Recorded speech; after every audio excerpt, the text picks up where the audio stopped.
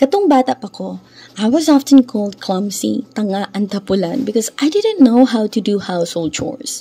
I mean, I saw how my parents and brothers did them every day, but there was just something in me that couldn't do it right. I couldn't perfectly iron my clothes. I didn't know how to properly knot my shoelaces and ribbons. Anything that had to do with hand coordination was somehow so puzzling for me to do.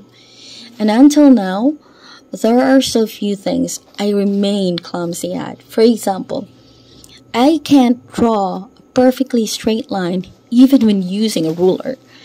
I can't trim my nails properly and still end up wounding myself every time I clean my cuticles. Kung magkinamot ko magkaon, expect crumbs all over. Actually, my friends and even my husband would say, dili daw ko kabalo magkinamot kay sayop daw ang porma sa akong kamot. But I beg to disagree. I grew up in a poor family and I'm used to this kind of eating technique. It's just that my hands have their own rhythm.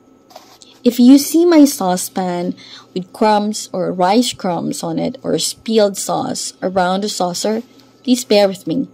That's just how it is. That's my normal. So was it justifiable for me to be called tanga, danghag, and tapulan? I'd say no, because I turned out to be one of the most hard-working people I know. I'm acing the field I'm in right now, and even in my previous jobs, I left outstanding marks.